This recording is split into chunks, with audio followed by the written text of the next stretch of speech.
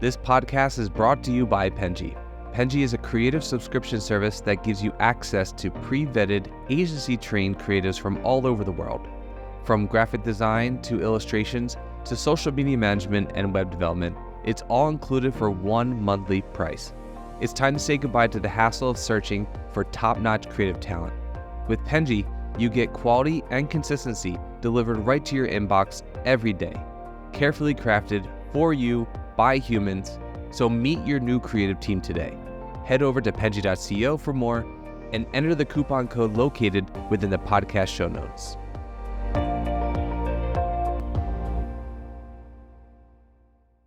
Alrighty, hello everyone, and welcome to the Fully Managed Podcast, the podcast where we discuss marketing and business tips to help assist you on your business journey.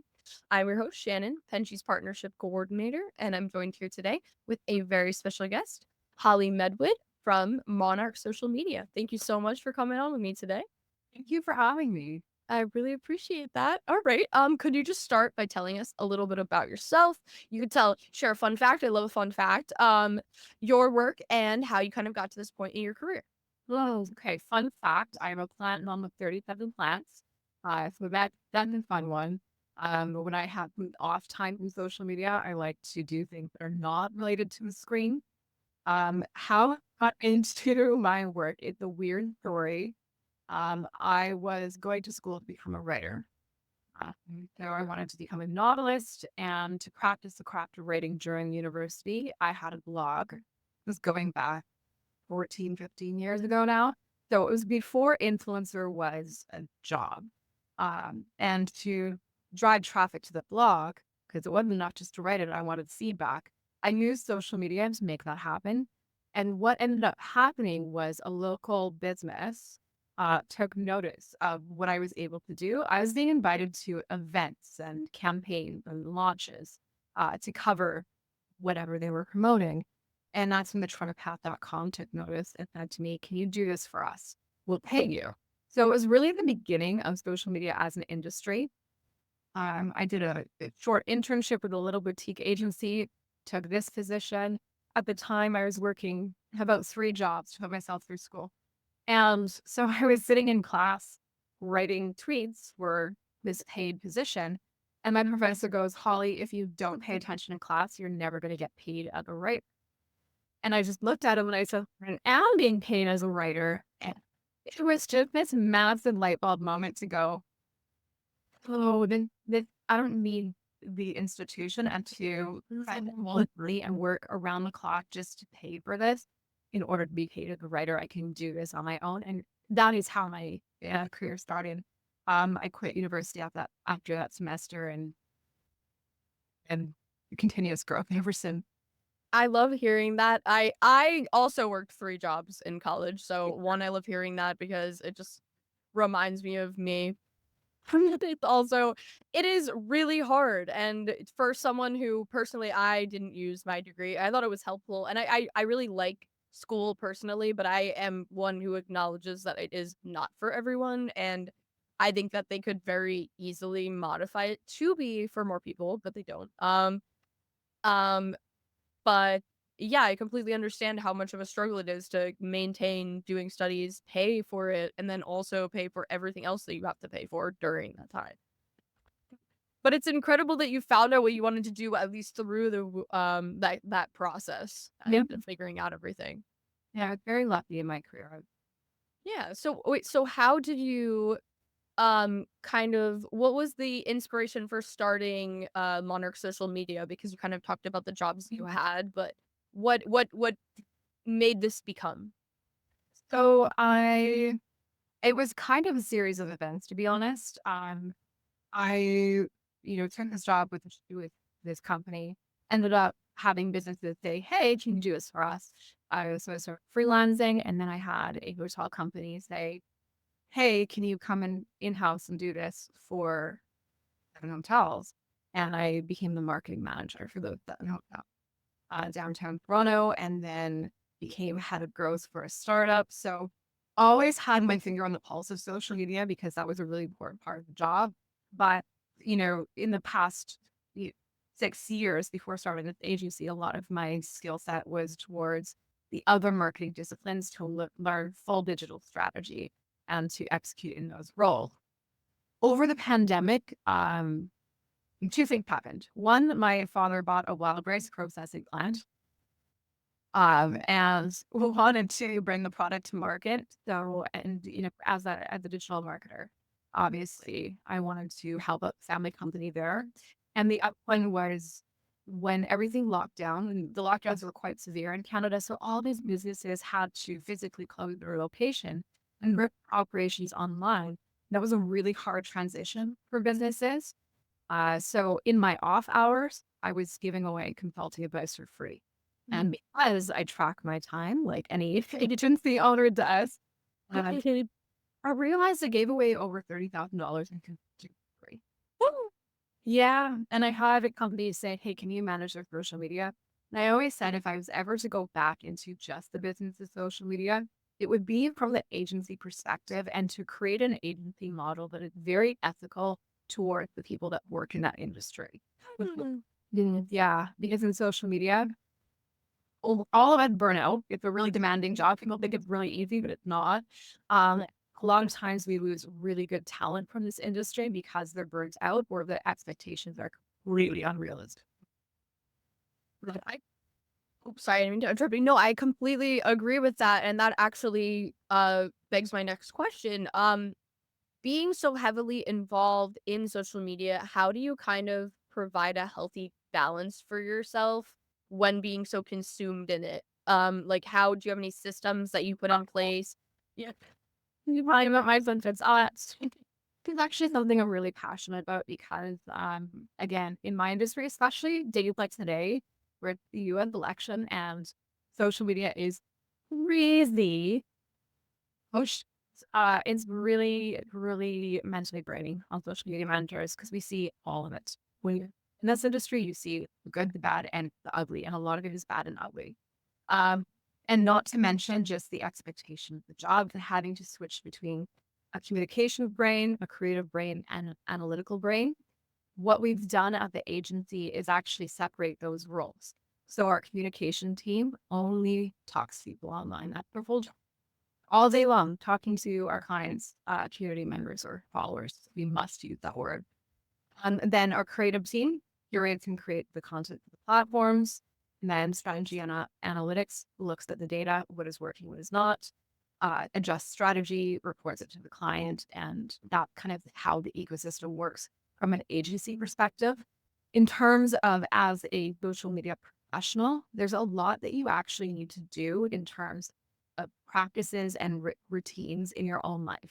So, for example, I do not start my morning by picking up my phone. I start my morning with a cup of coffee and what I call a junk book, like a binge reading book, romantasy, like give me the most nerdiest book possible and not try because it's enjoyable. Yeah. I'm not just jumping into the chaos that is social media first thing. Cold exposure is a big one for me, so I do ice bath every day. I know it sounds insane, but it helps. No, not at all. I actually used to do ice baths a lot when I was a teenager, which is really interesting. I was very stressed. Yeah. You know the benefit of it. It's not, honestly, I think at the time I didn't. I don't know why I was doing it. I'm gonna be honest. Like I just distinctly remember having a long phase of my life where I did do that. It releases a lot of that stress. And I recommend it to anybody who's dealing with a high level of anxiety or stress in their life. Do this rush of really good endorphins and just has all these benefits that really ground you. Work hours are work hours, so boundaries are really important. Social media doesn't sleep, but we do. So we are accessible to clients Monday to Friday, 9 to 5. All accounts are monitored over evenings and weekends, and they have an emergency request form. So if there is an emergency defined by a troll attack, natural disaster, or hacking, fill that form and it notifies, one of us on the team immediately. Something's wrong, and then we go deal with the issue. We're also monitoring on weekends to make sure that nothing is happening on client accounts, and that's really important to do. What else do we do for regulation? Oh my goodness. Hobbies outside of your screen. I think that's the most important part is, if you look at our screen time, anybody on my team is probably going to be upwards of 8 to 14 hours a day on their phones, right? Well, you have to find hobbies that have nothing to do with your phone. I myself, cooking, plants, crocheting, yoga, Pilates, walking my dog. All of those things are really important for me to keep the mental health in check and to not burn out because it's very easy to do when you work. Yeah, I thank you, one, because I think that these are always, I like asking this question, especially for social media marketers, because I think that this is helpful to anyone because social media is something that is very difficult for the average person to overconsume. Um, and I love looking for advice for it for myself, but then also I think that anyone that is watching it would be incredibly helpful for. I do really like the systems that you have in place that you mentioned about the emergency line because I think that's extremely helpful for clients to know that they can do that, but it's nice that you have kind of this barrier in between um knowing that you have these boundaries of you are not working during this time, but you understand that there are things that happen that like do need your Mhm. attention. Um, and what I also like the categories that you define as the different ones because that's also very funny because I do yeah, and it's understandable that everything actually does fall into the, but it's just funny to hear them out loud. Well, and that comes with experience of doing the job for going on 13 years now, doing this job. A lot of times, the newer social media managers will get sucked into that trap of it's a Saturday night, and your clients posting or text messaging you and saying, "Why isn't this happening?" or "Why isn't this happening?" or "I have this idea," or "Can we?" And I mean, what work environment allows for that? Why would he allow social media to do that? Exactly. And that's not healthy for anyone involved, honestly. Like even the client because they also have to learn these boundaries and be able to know that this is not a professional relationship kind of thing to know like to expect your time at all times because that's a matter of respect as well. Of course, people will freak out over certain things understandably depending on the situation, but it's also important that you find that balance between clients and agency workers. Yeah, and I can honestly say that, the majority of clients really do understand and respect that, and we don't even really have to bring it up. Good. Especially when you're starting out in this industry, you're taking on some of those smaller clients that um, the whole success of their business is resting on that $1 a month package, whatever it is. And it's really easy to get sucked into that because you think that you just have to keep your clients happy. And to a certain extent that you do, but within reason.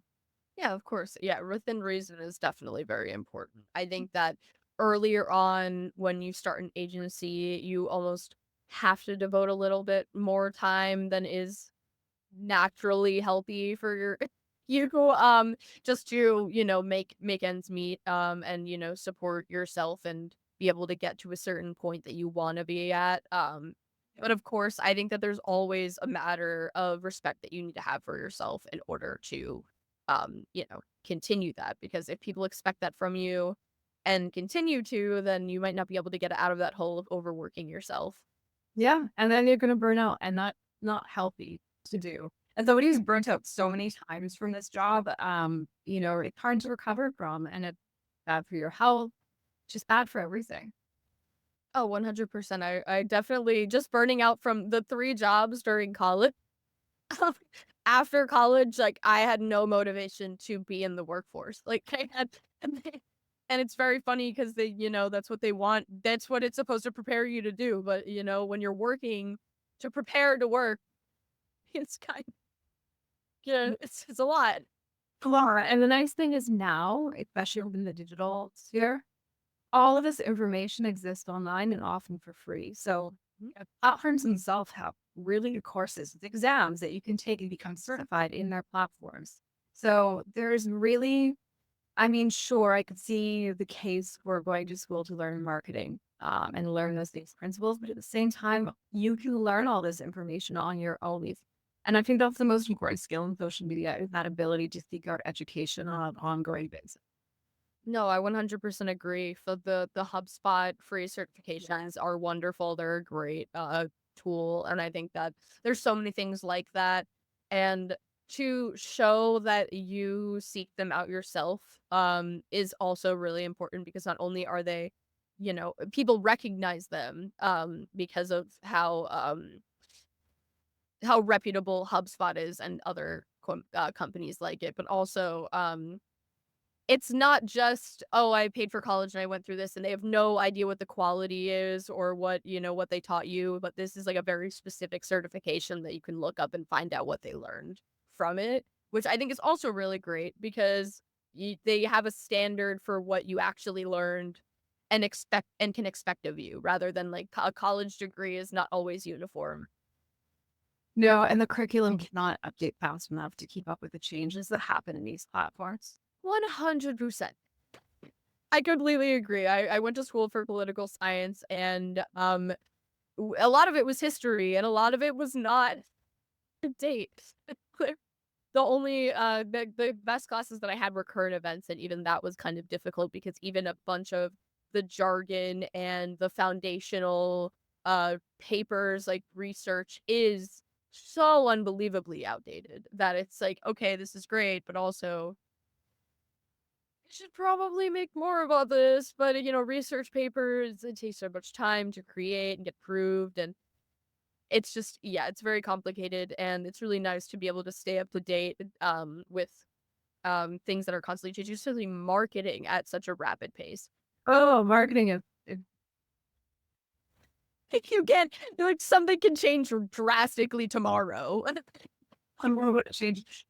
Well, that's true. I mean, not only do platforms change, the feature of the software with algorithms function, but the consumer patterns, especially within Zoom, it. I always love seeing traditional marketing try to copy social media trend because they cannot do it in a timely way. I'll give you an example. In Toronto, which is where I'm physically located, uh, the demure trend. If I say the demure trend, no one will love it. Bro, I was driving down the highway the other day, and one of our LED signs says, "Safe driving is very demure, very mindful." And I'm going, "Okay, wrong way to use the social media trend when people are driving. That is very distracting. I believe you're about to manipulate justice."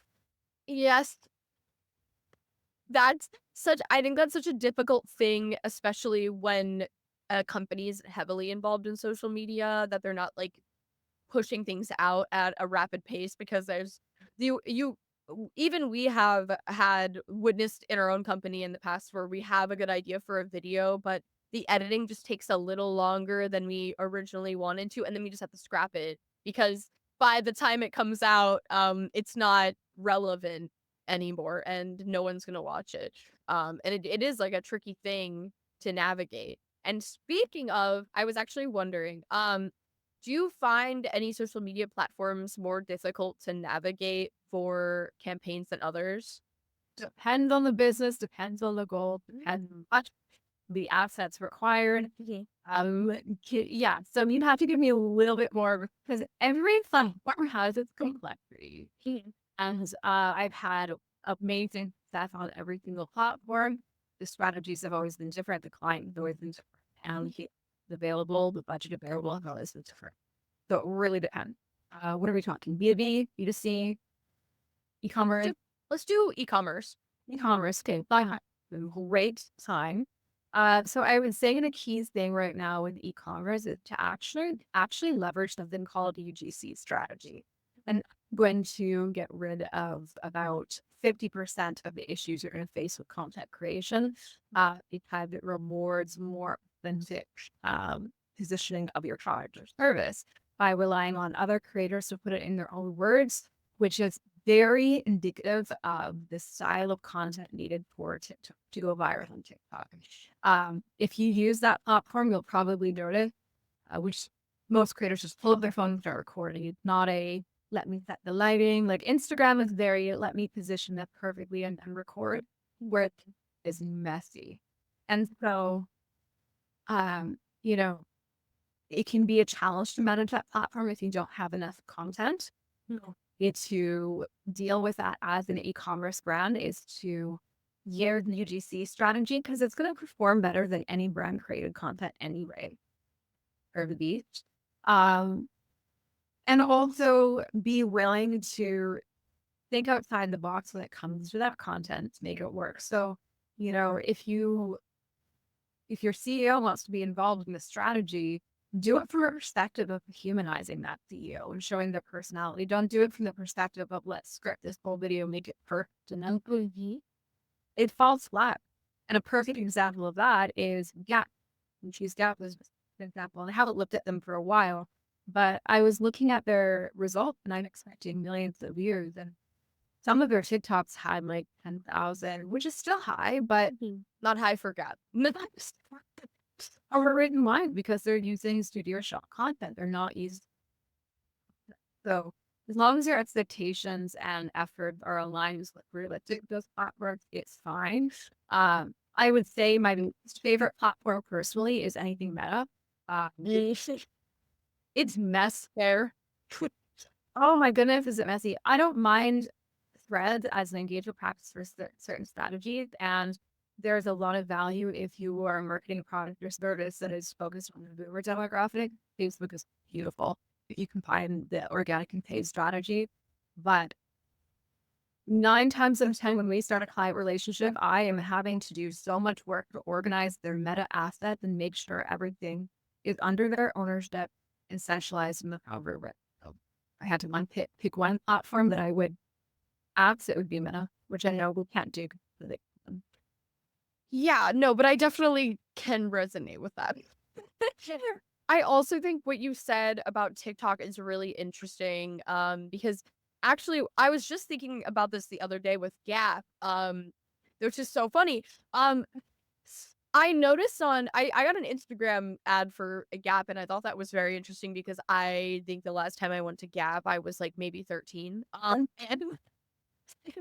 I was looking through it and I was like, oh wow, they're really good with the trending clothing right now, because I think the last time I had been there when I was 13 was because they kind of have, like, as far as I knew, basic clothing, like very basic, like one color, just jeans. I never noticed anything unique about them, and I really like unique clothing, so I never really have gone there since I was a kid. But I was looking at their clothes and I was like, wow, they're doing really good at updating on trends. But I was wondering why this is the first time I had seen an ad for them in so long, if they've been doing this. And that was something that I think maybe they're just not very good at social media engagement, because this was just an ad. It wasn't anything unique. It was just probably a paid advertisement on Instagram and nothing more.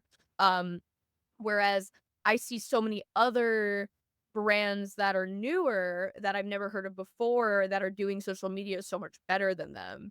And it's interesting because Gap has been around for so long that if they adapted to these better, I think that they would be doing so much, like, because the clothing is there. They're actually doing very well with the trends, as far as I know, being updated on fashion and different things like that. But their social media is definitely lacking, because I'm like, why haven't I heard that they're updated on these fashion trends? And I understand. Yeah, that I think comes down to a phenomenon that happens a lot in the digital services industry, and this is going to be going popular, but it's okay. I never liked the popularity contest. A lot of times, brands will think that we need to go with the big agency to have our social media done. And big agencies are wonderful for a lot of things. They can absolutely get results. Yes. And a lot of times they're doing all of the services. And this job of social media, because it's relatively newer in the world of digital marketing services. I mean, when I say newer, it's like 20 years old already. But as a job, it's still, people are still going, oh, maybe I should invest in social. And that job is generally put on a younger team member that's either in an internship or brand new in their career. And the entire job is being put on that person. And then they're fighting against creative directors and upper management and nobody is listening to those younger voices that are actively platforms and know from the Queen's trend and listening to their feedback to say, you know what, maybe we don't know. And maybe we do need to invest more. A lot of it comes down to actually investing more and investing in the right talent for vision. I'm a big believer when it comes to social media. If you are a jack of all trades, master of none type agency, you cannot do it justice. The reason my agency only does social media is because that's the only digital work I want my team focused on. It takes a lot to make it work on behalf of a brand or business. And if I start distracting them with, now I want you to build an SEO strategy, now I want you to build a website, I want you to do this, then it's going to dilute our efforts. And so I think that a lot of brands fall victim to big agents, like going with bigger agencies because that was going to get them the result, when a lot of those agencies do not have their social department set up in a real way. No, I actually completely agree with you because I constantly, when I see a really good marketing campaign, I like to look up who did it. Especially I see a lot of, especially when I see a very unique marketing campaign for a big brand that is kind of, or seems very different to me than their previous campaigns, or different from their brand strategy that's normal. And I think probably 8 out of 9 out of 10 of those times, it's an agency that I've never heard of that is significantly small.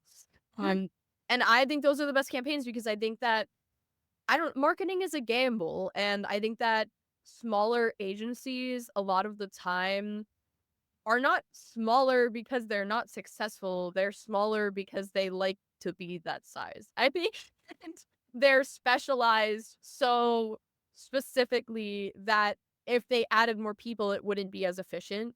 And I think that sometimes that just works in their favor. And I think that a lot of big brands don't want to risk working with a smaller agency because more they think it's more of a risk, but I don't believe that personally. I see a lot of great work.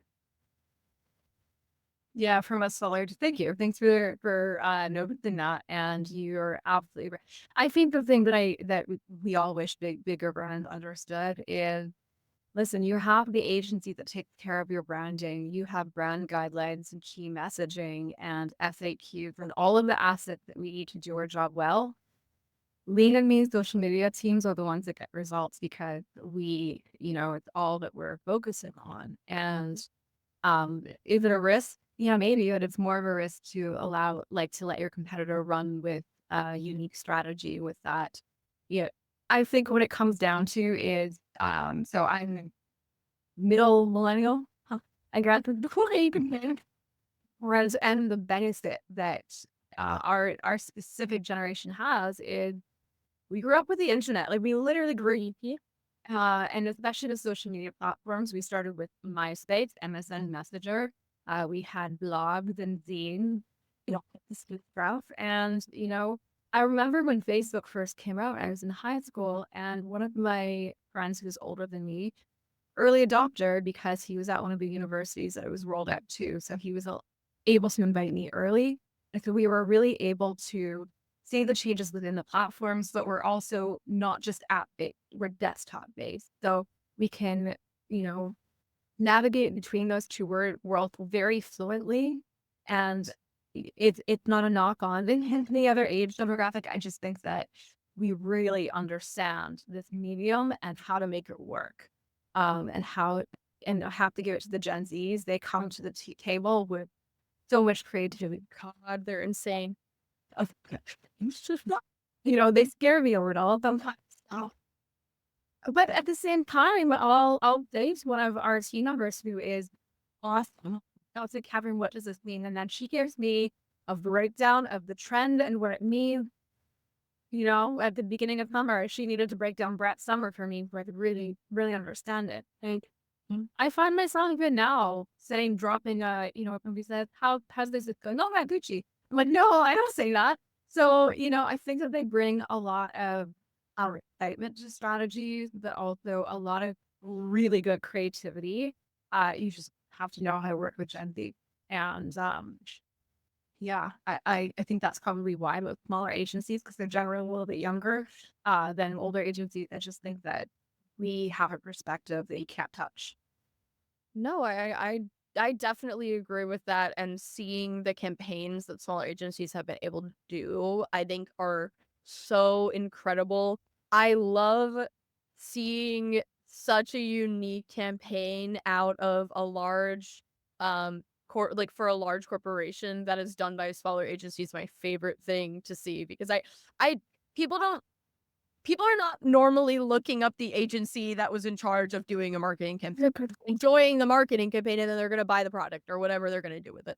But I think it's so fun to find out who was in charge of it because it's just it's so amazing to see who's able to create something so new and exciting. And I corporations I think fall into this pit a lot of being so catered to their brand and having this one identity that they don't like to go out of the box a lot, but I think that the campaigns that do the best are doing that. And they think that they're doing that sometimes, but the larger agencies are also thinking inside the box because they're so used to catering so heavily to a brand, especially old brands like Coca-Cola. Um there's something unique that I see marketing campaign wise for them because they don't have to. They're people have been addicted to them since the beginning of time. Well, it's absolutely brand. But let me bring up an example of a smaller creator within the beverage industry that I think has run one of the best campaign, and I think I know what you're gonna say. Craft Mix. Oh no! Okay. Continue. So, sometimes you will have a negative thing happen with your brand association, but if you want to see the best crisis management response that turned into an insane amount of sale, Sunny the Craft Mix saga that happened a few months ago. And a lot we did any spoilers, but that social media manager handled the communication, handled the response to the community. I never knew about the brand until that happened, until a larger influencer kind of like honestly crashed them for no reason. And this is another subject that I'm like so passionate about, which is prioritizing our smaller creators, UGC creators, and micro influencers, because they have so much power and it is untapped. And sure, vanity metric like 1 million followers, so impressive, but if nobody engages and nobody is converting, then you don't have influence. You just have a high number of followers behind your brand or your so yeah, I love the underdog. Love the underdog, and you can really see some amazing things happening on social media when you run strategy smart. No, I completely understand that, and I also personally, I think I trust the underdog more than a bigger influencer because how I look at it, and maybe this isn't always true, but how I normally look at it is when I see a big influencer advertising something or wanting to convince someone to buy a product, I assume that they're getting paid in a very large sum to do that, and I don't trust if they actually like it. And I think that, and maybe this isn't a good way to think about it because I'm sure that micro influencers also get paid to advertise things, of course, but I assume that they have more to lose if something isn't good. And I think that I trust them more because I assume that they actually like the product or they actually believe in the product when they advertise it. And I'm sure that there are many scenarios where that doesn't end up happening. People buy it and they hate it, and that of course probably happens. People are human. But I do trust that more because again, if a micro influencer campaigns for something and everyone hates it, then they might lose their entire following in the matter of like 2 days. Whereas a huge influencer that's not going to happen. They might have a scandal and then a chunk of their following is gone, but they'll just build it back up quickly. I think yeah. So we're seeing this a lot in the beauty industry right now. So I'll give you a really timely example. Do you know who Nina Cool is? That sounds very familiar. I'm horrible with names. No, I social media now, so everybody is seeing what I see. Well, I'm Duberuni. Oh, yes. Okay. I do Veroni. So let's contrast her. She is an influencer, but she fell into it. She was a micro content creator and just created content that people want, which is what we're saying the beauty industry. Essentially the exact same product in different packaging or maybe marketed for a different reason and that influence the brand. You contrast her against somebody like Michaela, and Yep, don't even have to. and the problem is like the mistake that a lot of these influencers are making.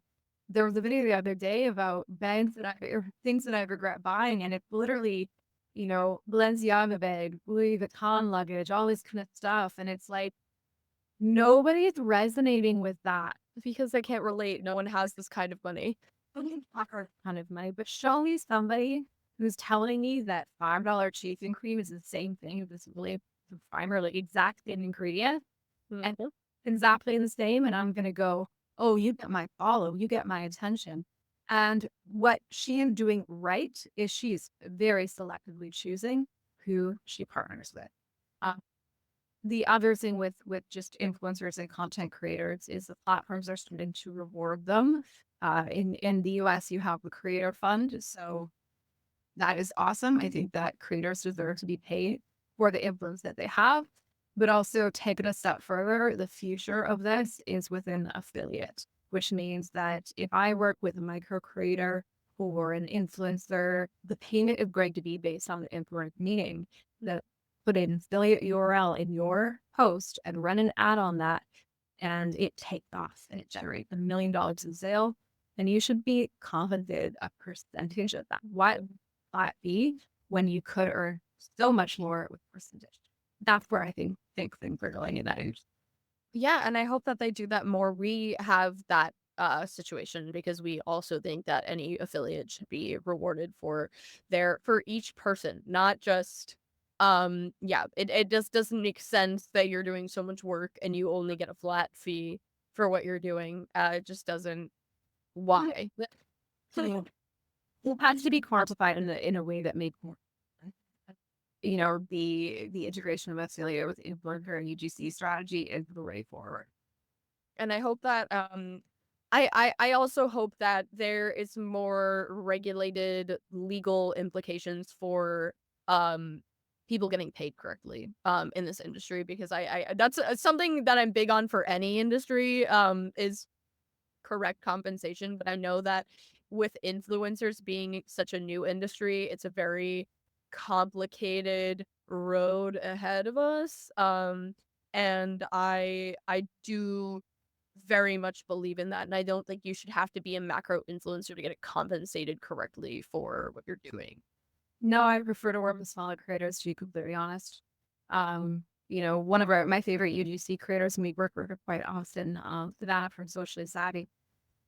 She turns down more brand deals than she takes. She really does want to align with something that she believes I in. love that.